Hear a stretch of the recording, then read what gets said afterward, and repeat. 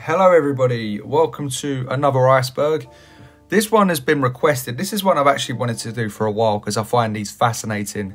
Boxing's biggest what ifs. What if this happened? What if this particular scenario never happened? How would the landscape of history been changed? How would it be different? With this one I've actually asked quite a few subscribers what some of the ones they wanted included were. I also looked onto the internet, scouted the internet, because these are quite niche. So there's not as many as others, but I thought it's interesting to dig into these. Most known at the top, lesser known to the bottom. To be honest, if you know your boxing, you'll probably know most of these.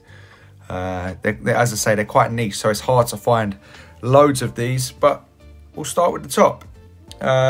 What if Floyd Mayweather Jr. and Manny Pacquiao had fought earlier? Now, this is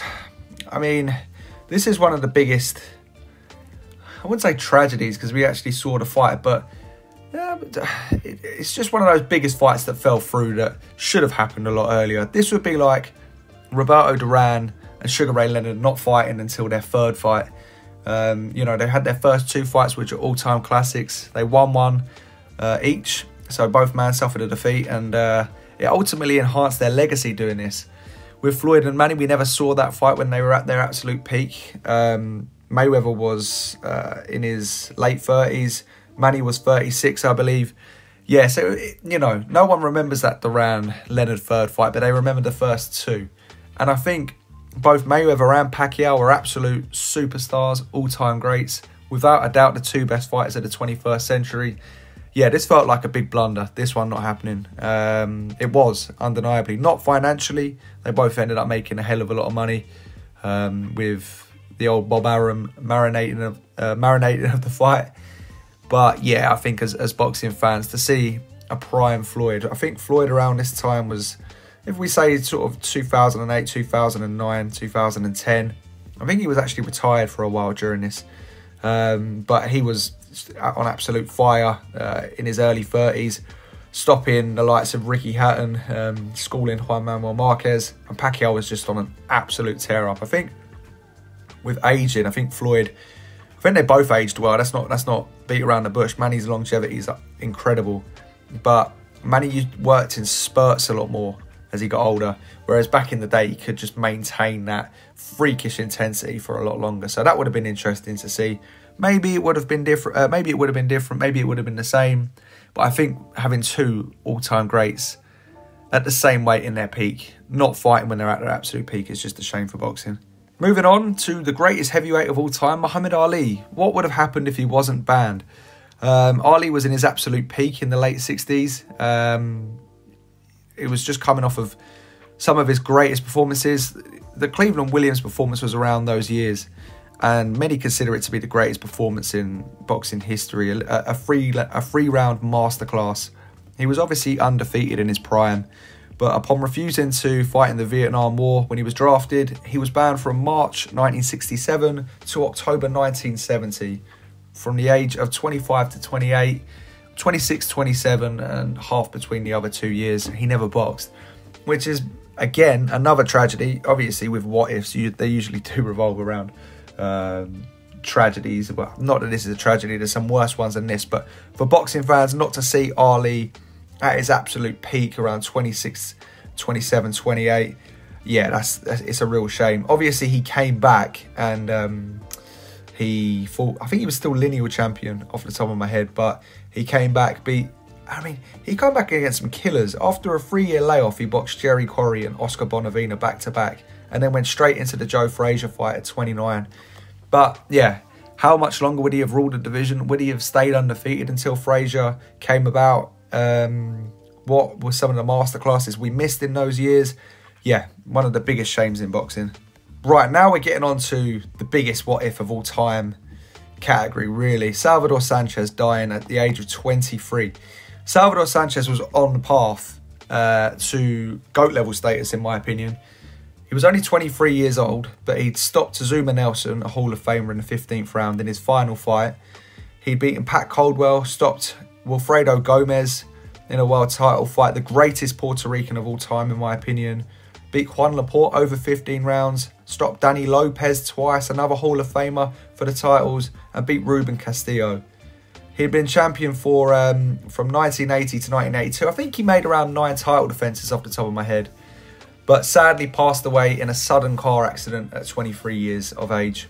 As I say, his record at the time of his death was 44-1-1 with 32 knockouts. He already has a claim for the greatest Mexican of all time. I personally think Chavez surpassed it with his incredible career. But stylistically, Sanchez was the best I've ever seen from Mexico. And you can argue that he has the best wins from a Mexican fighter. Those wins against especially Wilfredo Gomez. And he beat the greatest African fighter of all time as well, Azuma Nelson, the great Ghanaian, who would go on to have a brilliant career, and he stopped them both. It's hard to really say. There were some super fights in the pipeline. I mean, Chavez was emerging towards the sort of late 80s as well. So, yeah, Chavez ended up being one of the great fighters of the 80s. Around those divisions too, featherweight, super featherweight, lightweight. Oh, man, what a fight that could have been. That would have been, yeah, imagine the 2 Mexican goats boxing. But, yeah, sadly, it never was to be. And potentially the greatest Mexican fighter, potentially the greatest fighter there's ever been, died at 23. Right, this is one of the biggest ones you hear people mention all the time. What if Cus D'Amato hadn't died before Tyson won the title? Now, I mean, Tyson was an absolute monster for 3 years during his title reign. So, you know, the before the title thing wasn't necessarily a reflection of his form upon winning the title, but it was just before he won the title, the hype was building. He had Cus, but it was around that time where his fame exploded and everyone jumped in, and he'd lost his father figure just as he got nearly unmatched fame for an athlete at the age of 20 years old. And everyone knows the Tyson story, Don King, Robin Givens. There's so much of it that's gone on. It's one of the most well-known stories in the world. But everyone knows that he sort of went off the rails, really, losing to Buster Douglas, and then was never the same. But Cus D'Amato was the anchor in Tyson's career. He was not only keeping him on the right path, but kind of, no, I wouldn't say brainwashing, but convincing Tyson he was superhuman level of a fighter. You know, I'm always fascinated by Tyson, studying the likes of Alexander the Great. And, you know, Alexander the Great thought he was a god himself and went on to conquer the known world by the age of 32, or most of the known world by the age of 32. So it goes to show how, you know, much belief and having that instilled into you, believing that you are a conqueror, like Tyson did in his prime. It goes to show how much that confidence and having that belief in yourself goes in regards to like going on to dominate. But yeah, after losing Cus, he lost that figure. Leeches started getting in, and then he let go of Kevin Rooney as well, and sort of after that he was never the same. So it would have been interesting to see. Definitely has potential for being the greatest heavyweight ever. An absolute wrecking ball, fast, ferocious, and an absolutely obsessed boxing historian as well. So when he was switched on, he was completely devoted to boxing. Had Cus stayed around for longer, had Kevin Rooney have been around, had the Leeches not allowed to have come in, and, you know, Tyson's story more than likely would have been different. He definitely had the talent, and although he did peak really young, he probably hadn't reached his physical peak. You know, he was phenomenal in his 20s, but, you know, and some fighters do peak early, some fighters peak late. You look at Bernard Hopkins and Archie Moore. Those guys were brilliant. Not that they weren't good in their youth, but they were brilliant when they were older. And then you look at someone like Wilfred Benitez, who was shot by the time he was sort of 25, 26. So Tyson may have been like another Wilfred Benitez at heavyweight. But yeah, ultimately it was a mental spiral and just, yeah, an absolutely chaotic lifestyle after, not just after Cus died, but after all this had happened. Right, moving on. Roy Jones Jr. winning the heavyweight title. Had he have retired after he won that heavyweight title, he would have had a record of 48-1.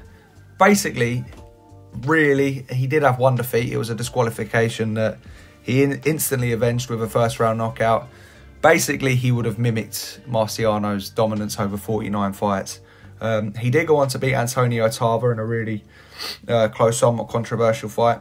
But yeah, I mean, had he have retired here, he would have had that aura of invincibility. No one had ever come close to him around this time. He'd gone 10 years cleaning up the light heavyweight scene primarily. There's always that Mikuszewski fight that could have happened, but he won all the belts. And he'd beaten the likes of Bernard Hopkins, Mike McCallum, slightly older Mike McCallum, James Toney, Vinny Paz, and John Ruiz. Done it from middleweight to heavyweight and looked invincible in doing it. Had he have retired there, I think you have a very strong claim for the greatest of all time, because, I mean, he just looked scarily good. Like very, very few in history, you know. There have been a few fighters that retired undefeated. Calzaghe retired undefeated. Lopez retired undefeated, and Mayweather. But all of those had, you know, scares and fights where they didn't look superhuman. You know, Calzaghe had a really close fight against Hopkins. He had hard fights against Kessler, Robin Reed. Mayweather had those hard fights against Castillo and Maidana. And Lopez had some hard fights as well. But Jones, yeah, I mean, he'd practically won every fight pretty well as well. Like in some of them, just with crazy superhuman level performances almost. After the John Ruiz fight, he would lose 3 out of his next 4, and would go on to suffer a total of 9 more defeats in his career. I think this sort of hurt his legacy a little bit. He would always be remembered as one of the greats. He's freakishly good, but after he lost the weight and moved back down from heavyweight, he was never the same fighter. And he took some brutal losses. Lost to Joe Calzaghe, but then it was like the knockouts against Lebedev and Enzo Macronelli. They were hard to watch. What if Richard Steele had never stopped Taylor versus Chavez 1? Now, this is one of the more controversial ones. To be honest with you, I think the only thing that would have been different was the way we look at Chavez's 89-0 undefeated streak and the way we look at Taylor's legacy. This was his crown jewel. You know, it was undeniably the greatest victory of his entire career. Chavez was still the greatest fighter in the world at this point, but he was 68-0. He eventually went on to extend that streak to 90 fights. 68-0 is freakishly impressive, but 90 fights unbeaten is amongst the longest ever. So that definitely strengthened Chavez's claim, getting this victory. Taylor, to be honest with you, I don't think he would have been the same after this fight. He was definitely winning. He definitely deserved the victory, if I'm honest. I mean, it is controversial. It just is, because he was seriously out of it. And any other time of the fight, he wasn't responding to the ref. The referee's job is to ensure his safety. And ultimately, we saw how much punishment he took, because he was never the same after. But there were only 2 seconds to go. He wasn't going to get hit with another punch. That's not the referee's job, to know how long is left in the round. But yeah, I mean, that's a tough one to swallow for Taylor. But yeah, ultimately, as I say, I don't think much of the course of history would have been changed. I think Chavez was still a force. He went on to prove that. And Taylor took a lot of damage from that fight. It's just how we look back at their careers. Chavez going 89-0 with 1 draw. And Taylor, yeah, not getting his career-defining victory. Had Aaron Pryor have fought Sugar Ray Leonard. Now, Pryor's a case of just bad luck, to be honest with you. He was in such a stacked era. And granted, he did have some great fights, but he could have had such a more impactful resume. I mean, the Alexis Arguello wins are legendary. The first fight is, you know, that's all you need to know about Aaron Pryor, just how good he was. That was in my top 10 fights of all time.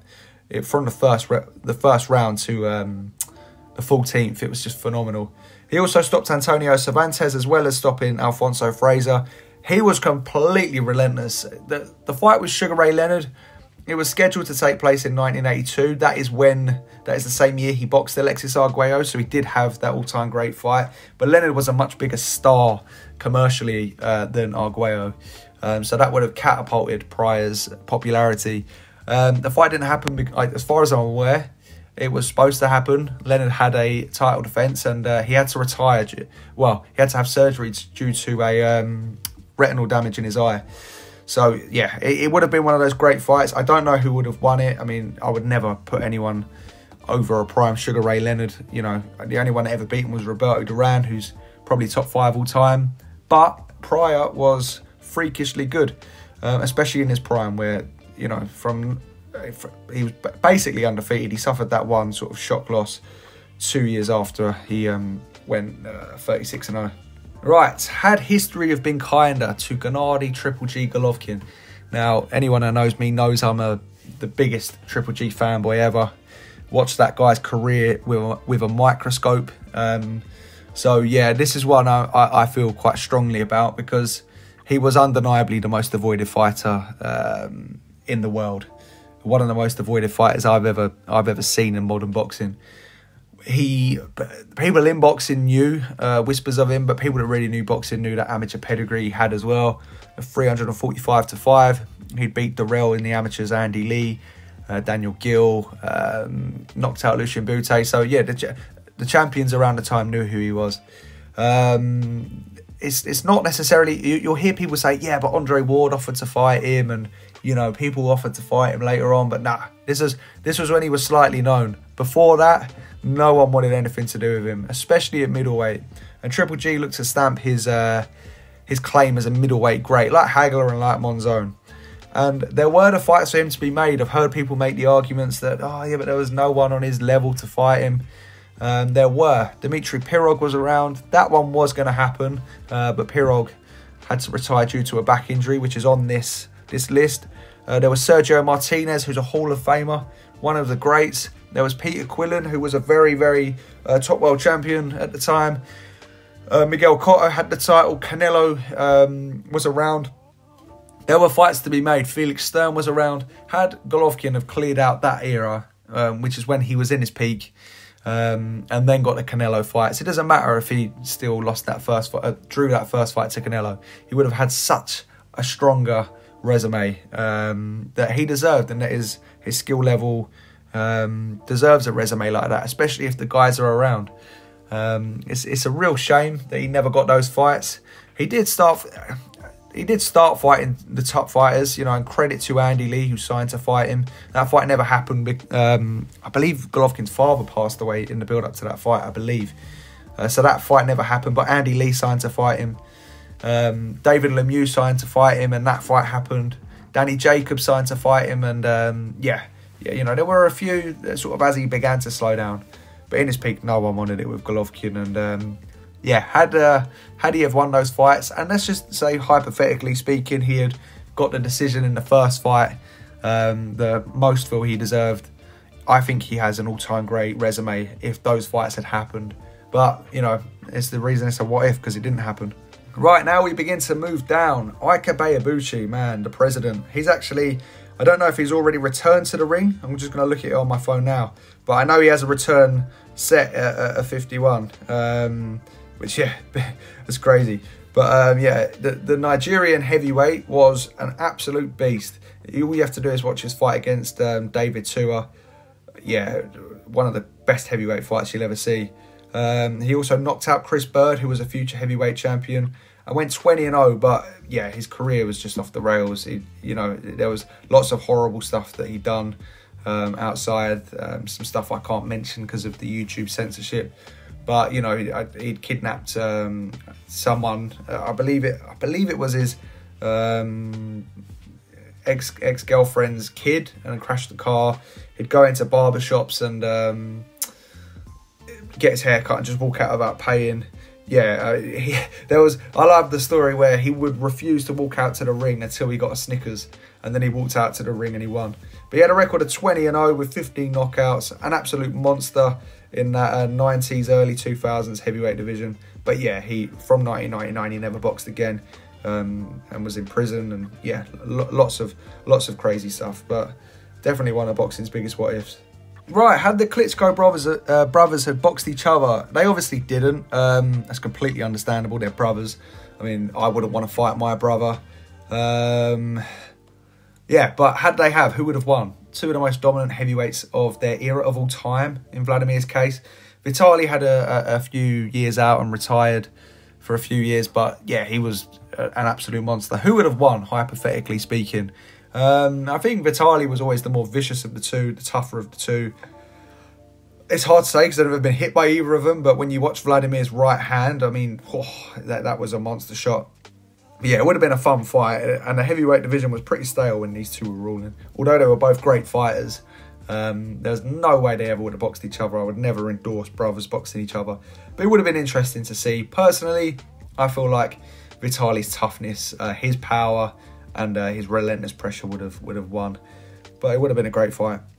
Dmitry Pirog had never retired through injury. Pirog is another of those middleweight greats that never got to fulfill his potential. He basically had to retire due to a debilitating back injury. He compiled a record of 20-0. He won the WBO middleweight title, knocking out Danny Jacobs, who was a rising star at that point. And no one's knocked out Jacobs since, as far as I'm aware. I don't think he's been stopped. I'll just have a little look here. Yeah, the only time he was ever stopped, and he boxed Canelo, Golovkin, and loads of other good fighters too. As I say, Pirog was a beautiful boxer to watch. Skill level of the highest level. He could obviously punch as well. It's just a shame we never got to see him carry on. He was scheduled to fight Golovkin just as Golovkin was emerging through. Man, what a fight that would have been. Yeah, such a shame. Moving on to Evander Bowe. Riddick Bowe not fighting Lennox Lewis, or Lennox Lewis not fighting Riddick Bowe. To be honest with you, I don't know the full ins and outs of this. I should have probably done a bit more research going in. But two of the great fighters in the 1990s. I think off the top of my head, from memory, it was more Bowe that wasn't keen to make this fight happen than Lewis. But I think stylistically, Bowe would have given Lewis a lot of problems. A masterful inside fighter. You know, when he was on his game, he had those amazing fights with Holyfield. There's obviously that picture of him throwing the WBC belt in the bin. Yeah, when you consider Lewis's resume, he practically boxed everyone other than Bowe.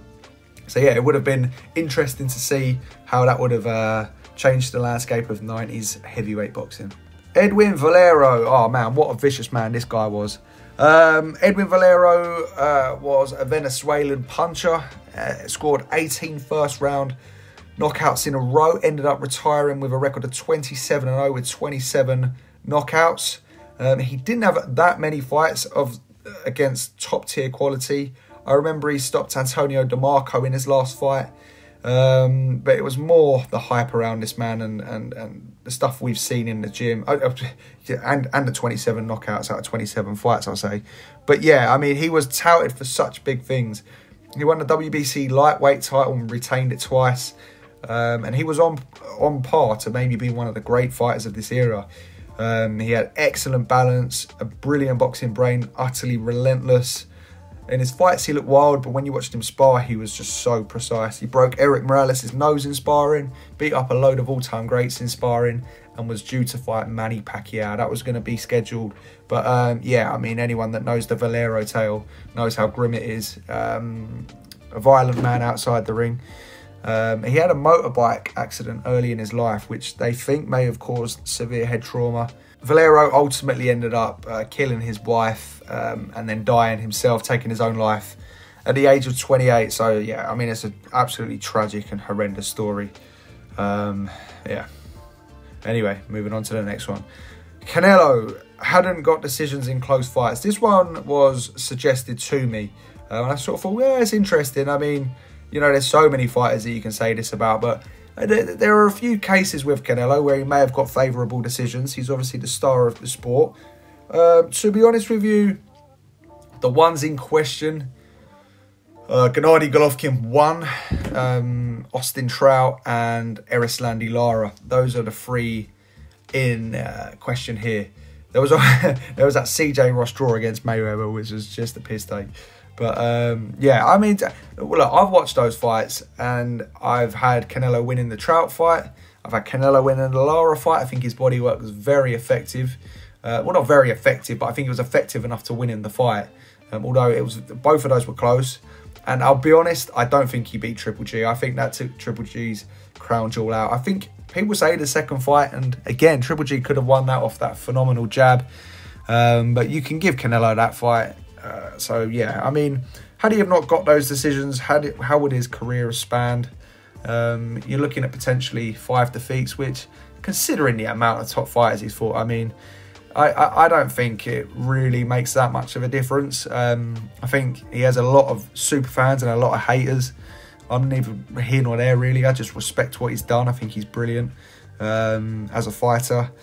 But yeah, I mean, had he have lost those fights, he still would have close to 20 world champions defeated across 4 weight divisions. So yeah, ultimately he did lose to Bivol and he did lose to Mayweather. So I'm not massively fussed about this one. I don't think it changes his legacy too much. Gerald McClellan. Now this is a sad one. Gerald McClellan took on Nigel Benn. He knocked Nigel Benn out the ring early. When you get knocked out of the ring, you get 20 seconds to get back in, and Ben ultimately did that. I believe it was the first round off the top of my head. And then Ben came back, and Ben was an absolute warrior, man, and just dogged it out in a brutal fight.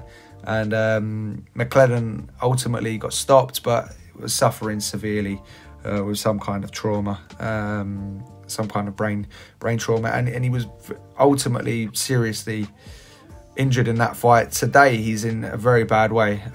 One of the most tragic fights in boxing. Obviously, you know, that is the risk you take as a boxer. I'm not saying had that not have happened, but that specifically. But had he have, let's just say hypothetically speaking, Ben had been knocked out early on in that fight, what would Gerald McClellan have gone on to do? He was an all-time great puncher, one of the best body punchers of all time, and a vicious fighter. He scored a ton of first-round knockouts. I couldn't quite believe it, because when I look back at his record, he had something. I've got his record on my phone now. I mean, going into the Ben fight, he was on. Let me just have a little look here. 1, 2, 3, 4, 5, 6, 7, 8. 9 of his last 10 fights have ended in the first 2 rounds, and 1 of them had ended in round 2. So he'd got 8. I can't do the maths whilst I'm thinking and looking at this as well, but he'd scored loads of first round knockouts basically. The only one that had gone beyond 2 of those fights was a 5th round knockout against Julian Jackson. He blasted John Mugabe away in a round. I mean, he was just a freakish puncher. He also knocked out Julian Jackson again in the first round. So, you know, having won the WBC middleweight title, even if he'd lost to Ben, you know, what would he have gone on to do? Would he have gone on to cement himself as the greatest puncher boxing's ever seen? Yeah, it's a real tragic tale, but I really think he was a great fighter that sadly never got to box again and is in a bad way today. Right, moving down to the last 2. Had Sam Langford got the rematch against Jack Johnson, what would have happened? So, to recap here, for those that don't know, we're going back to the 1910s, or even earlier, like the late 1900s. Sam Langford was a lightweight who beat Joe Gans, and then he famously drew with welterweight Barbados Joe Walcott, and moved all the way up to heavyweight to face Jack Johnson over 15 rounds, whilst he was still a teenager. He lost that fight to Johnson, but went the distance. Ultimately, he would go on to score like 40, have like 40 fights against the heavyweight Hall of Famers of the era, and knock them all out. Basically, he knocked out a few of the great middleweights and the great light heavyweights. Jack Johnson never gave him a rematch for the title when he was champion. Sam Langford is widely regarded as potentially the greatest fighter of all time, but definitely the greatest fighter to never win a world title. Had the man that beat the greatest lightweight, the greatest middleweight, the greatest light heavyweight, and controversially drew against the greatest welterweight. Had he have won the heavyweight title, I don't think there's an argument that he would have been the greatest fighter to ever live. But Johnson never gave him that rematch. He may have ultimately lost again to Johnson, but Sam was a ferocious puncher, especially as he grew he was kind of a light heavyweight, but he was always fighting bigger men. Had Stanley Ketchel have not been murdered at 24, Stanley Ketchel, it's hard to make an accurate assessment on Stanley Ketchel, other than the fact that he was absolutely brilliant for his time.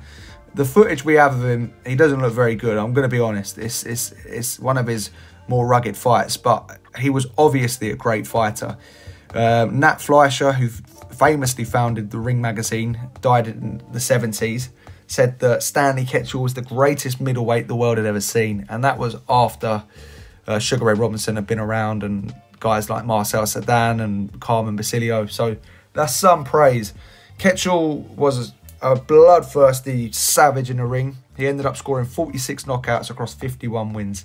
He dropped the heavyweight Jack Johnson and knocked out Philadelphia Jack O'Brien. He was at a farm being fed lunch or breakfast or something, and he was shot by, I believe, a jealous lover with a rifle. That is the story as far as I'm aware. He was definitely shot, and he died at 24 years of age. So it would be interesting to see. Fighters of that era, the 1910s, frequently went up to like heavyweight and light heavyweight and heavyweight and boxed hundreds of times. At 24 years of age, he'd already had 62 fights. So it would have been really interesting to see the man Nat Fleischer said was the greatest middleweight to ever live, fulfill his potential. A similar case to the Salvador Sanchez story. Rather, it wasn't a car accident, he was murdered. Had Marcel Cerdan not have died so young? Marcel Cerdan is one of my favourite fighters. I absolutely love watching the man box. He went on this run of 108 fights.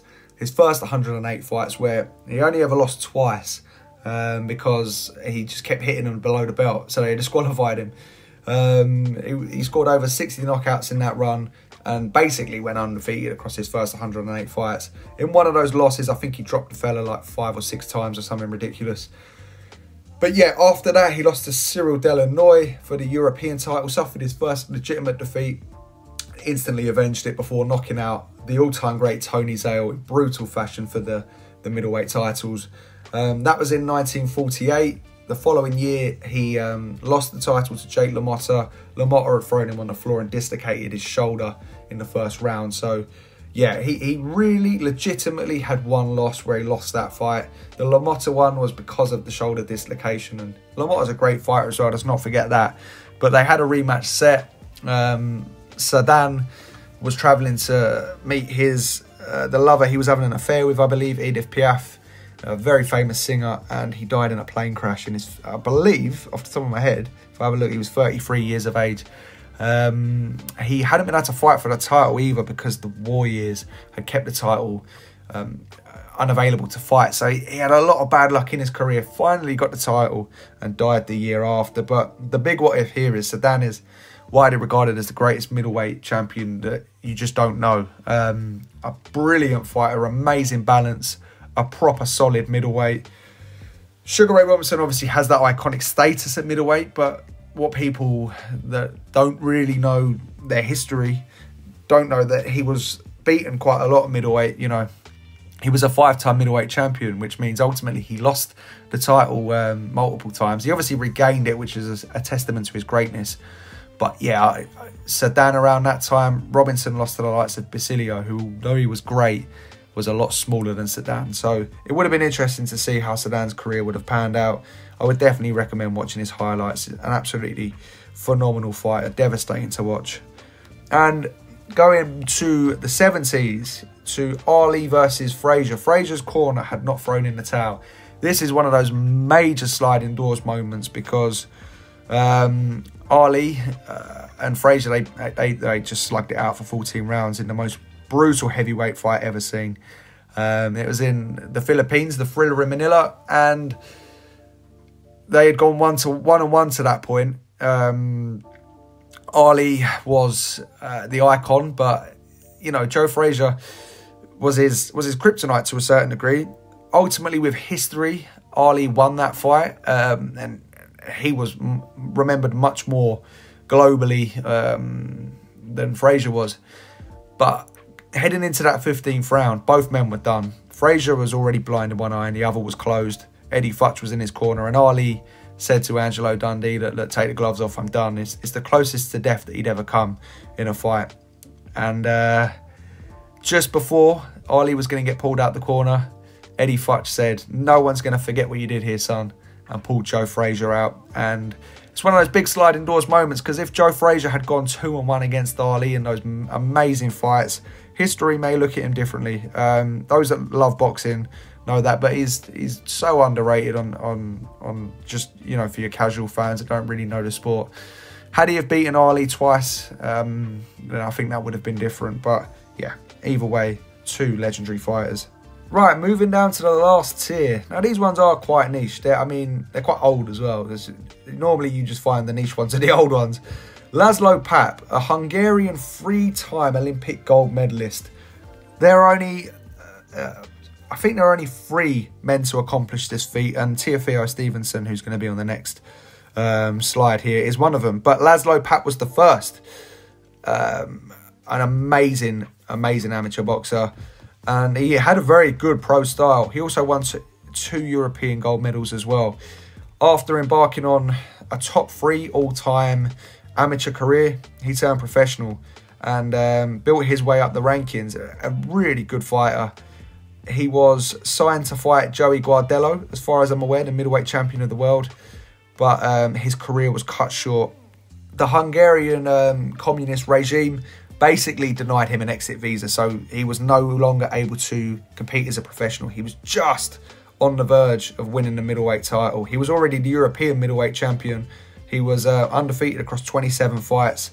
Yeah, one of boxing's biggest what-ifs, without a doubt. It's like the greatest amateur boxer that's ever gone pro. And yeah, he's looking really good, and just before he got that title, ultimately couldn't fulfill it. Which takes me over to the great Cuban Teofilo Stevenson. Again, another one of those amazing amateurs. I believe he won 18 medals in his career and 17 of those were golds. A freakishly good fighter. Tall, over 300 wins to very, very few losses. 3-time Olympic gold medals, 3-time World Championship medals, 2 Pan American Game golds, 6 Central American Game golds. What would have happened if he had turned professional? Now, he was winning those gold medals predominantly through the 70s. So he would have been, I believe he won some of them in the 80s, but mainly the 70s. And I mean, that's the most stacked era in boxing history. Obviously, he was Cuban, so the whole Cuban, again, the communist regime in Cuba didn't allow fighters to turn professional. That's why there's so many great fighters from Cuba in the amateurs.